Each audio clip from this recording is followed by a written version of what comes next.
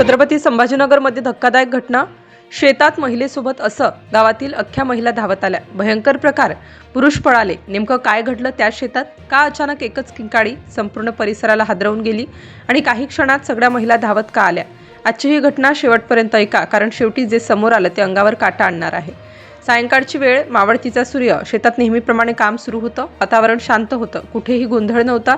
रोजच्या सारखीच एक साधी सरळ संध्याकाळ।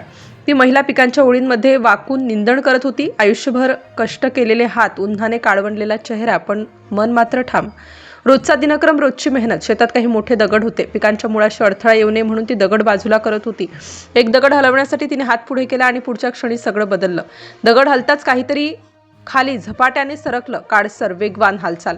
तिच्या हाताजवळ अचानक तीव्र वेदना झाली आणि तिने अशी किंकाळी फोडली की शेतभर आवाज घुमला। आजूबाजूला काम करणाऱ्या महिलांनी धावत तिच्याकडे पाहिलं। ती हात धरून मागे सरकत होती। चेहरा पांढरा फटक झाला होता। डोळ्यात भीती स्पष्ट दिसत होती।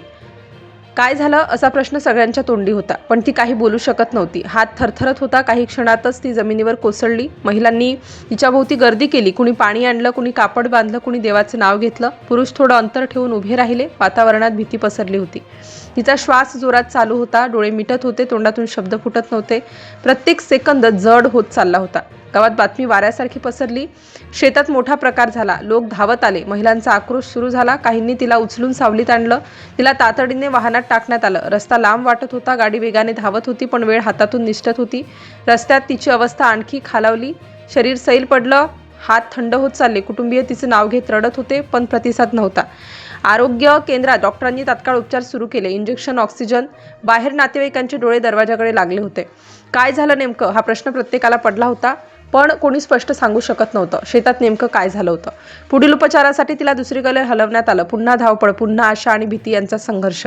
दरम्यान शेतात लोक चर्चा करत होते। दगडाखाली नेमकं काय होतं? ती किंकाळी कशामुळे होती? कुणालाही खात्री नव्हती। रात्री उशिरा बातमी आली। उपचार सुरू असतानाच तिची प्राणज्योत मालवली। घरात एकच हंबरडा फुटला। ज्या हातांनी आयुष्यभर शेतात राबलं तेच हात आता शांत पसरले होते। एका क्षणात कुटुंबाचा आधार हरपला। दुसऱ्या दिवशी लोक पुन्हा त्या शेतात गेले। तोच दगड, तीच जागा, पण आता वातावरणात भीती होती। आणि शेवटी जे स्पष्ट झालं ते ऐकून सगळे स्तब्ध झाले।